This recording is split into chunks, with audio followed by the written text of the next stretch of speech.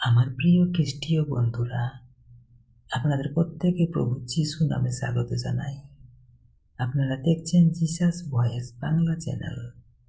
আজকে আমরা একটি বিষয় নিয়ে এসেছি, যে বিষয়টি প্রত্যেকটা মানুষের মধ্যে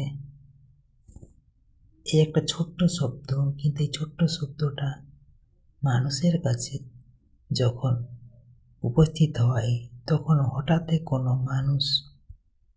কোনো মানুষকে সমান চোখে দেখে না। সেটা নিয়ে আমরা এখনের বিষয় দেখব। বিষয় হলো ক্ষমা। ক্ষমা করা সব সময় সহজ নয়, তবে বাইবেল অনুসারে এটি কেবল অন্যের প্রতি দয়া নয়, বরং নিজের আত্মার মুক্তির একটি পথ। তো বাইবেল আলোকে ক্ষমার গুরুত্ব এবং এর ব্যাখ্যা এবং একটি প্রার্থনা আমরা এখন করি। আসুন আজকের আলোচনায় আমরা প্রবেশ করি। বাইবেলে ক্ষমার মূল শিক্ষা। বাইবেলে শেখায় যে ক্ষমা একটি ঐশ্বরিক গুণ। আমরা যখন অন্যকে ক্ষমা করি, তখন আমরা আসলে ঈশ্বরের সেই ভালোবাসার প্রতিফলন ঘটাই, যা তিনি আমাদের প্রতি দেখিয়েছেন। আমরা 1 নম্বর পয়েন্ট দেখব, ঈশ্বর আমাদের আগে ক্ষমা করেছেন। বাইবেলের অন্যতম প্রধান শিক্ষা হল ঈশ্বর আমাদের অগণিত পাপ ক্ষমা করেছেন, তাই আমাদেরও অন্যদের ক্ষমা করা উচিত। এ নিয়ে আমরা একটা বাইবেল থেকে বাক্য দেখি। এফেসীয় 4:32 পদ। এফেসীয় 4:32 পদ। একে অপরের প্রতি দয়ালু ও কোমল চিত্ত হও এবং একে অপরকে ক্ষমা করো, যেমন ঈশ্বর খ্রিস্টে তোমাদের ক্ষমা করেছেন। আমরা 2 নম্বর পয়েন্ট দেখব, প্রার্থনার শর্ত হিসেবে ক্ষমা। প্রভু যিশু শিখিয়েছেন যে আমরা যদি অন্যের অপরাধ ধরে রাখি, তবে আমাদের প্রার্থনাও বাধাগ্রস্ত হয়। আমরা বাইবেল থেকে একটি বাক্য দেখি। মার্ক 11:25 পদ। আর যখন তোমরা প্রার্থনা করতে দাঁড়াও, যদি কারো বিরুদ্ধে তোমাদের কোনো অভিযোগ থাকে, তবে তাকে ক্ষমা করো, যেন তোমাদের স্বর্গস্থ পিতাও তোমাদের অপরাধ সকল ক্ষমা করেন। আমরা 3 নম্বর পয়েন্ট দেখব, ক্ষমার কোনো সীমানা নেই। পিতর যখন জিজ্ঞাসা করেছিলেন, কতবার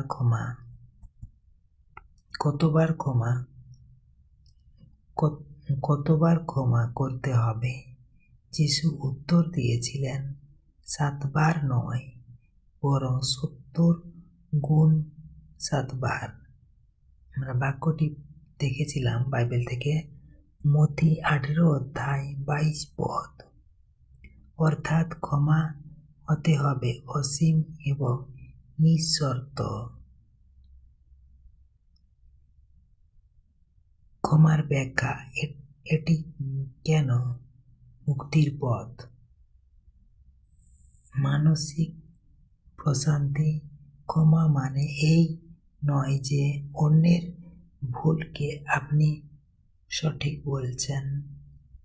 ক্ষমা মানে হলো সেই তিক্ততা থেকে নিজেকে মুক্ত করা, যা আপনাকে ভিতরে ভিতরে দগ্ধ করছে। সম্পর্কের পুনরুদ্ধার। ক্ষমা তিক্ততার দেওয়াল ভেঙে ফেলে এবং ভালোবাসার পথ প্রশস্ত করে। আধ্যাত্মিক আশীর্বাদ। যখন আমরা ক্ষমা করি তখন ঈশ্বরের অনুগ্রহ আমাদের জীবনে আরও স্পষ্টভাবে কাজ করতে শুরু করে। এটি আমাদের হৃদয়ে পবিত্র আত্মার আনন্দ ফিরিয়ে আনে। একটি প্রার্থনা ক্ষমা ও মুক্তির জন্য। যদি কাউকে ক্ষমা করতে কষ্ট পান, তবে এরপরে যে আমরা প্রার্থনাতে আসব, অবশ্যই সেই প্রার্থনাটি মনে প্রাণে করতে পারেন।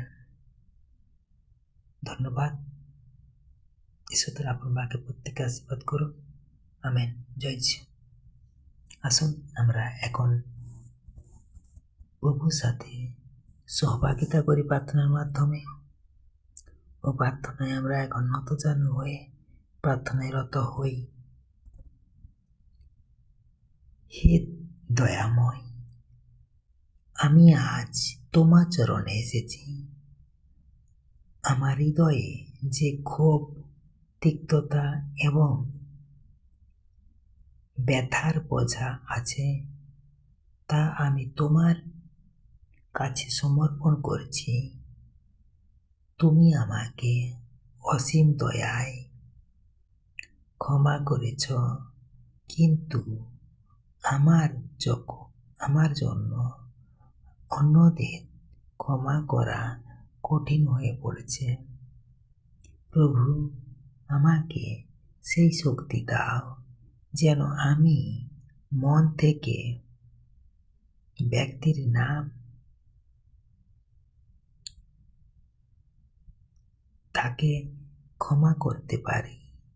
আমার হৃদয় থেকে সমস্ত রাগ ও প্রতিশোধ নেওয়ার ইচ্ছা দূর করো। আমাকে তোমার শান্তিতে পূর্ণ করো এবং আমার আত্মাকে মুক্তি দাও। প্রভু যীশু খ্রিস্টের নামে এই প্রার্থনা করি। Amen, amen, amen. জয় যিশু। Praise the Lord. আমার প্রিয় খ্রিস্টীয় বন্ধুরা, ক্ষমা একটি প্রক্রিয়া যা অনেক সময় একদিনে ক্ষমা সম্পন্ন হয় না। তো আপনি চেষ্টা করুন যাতে সমাজে, দেশে, দশের এবং ঘরে, ফ্যামিলির, আত্মীয় স্বজনের মানুষের মধ্যে কোনো বিষয় নিয়ে রাগ, অভিমান, গালাগালি এসব না করে ক্ষমা করার চেষ্টা করুন, যাতে আপনাকে প্রভুও ক্ষমা করে আলিঙ্গন করে নিতে পারেন। ধন্যবাদ। আজকের যদি বাক্য প্রার্থনা আপনাদের যদি হৃদয়ে স্পর্শ করে থাকে, অবশ্যই চ্যানেলটি সাবস্ক্রাইব করবেন। আর যারা করেছেন তাদেরকে অসংখ্য ধন্যবাদ। আর অবশ্যই চ্যানেল আজকের বিষয় অনুসারে আজকে যে ভিডিও, এই ক্ষমা নিয়ে আপনারা শেয়ার করুন, কমেন্ট করুন, লাইক করুন। ধন্যবাদ। আজকের দিনটি আপনাদের শুভ হোক। আমেন। জয় যিশু।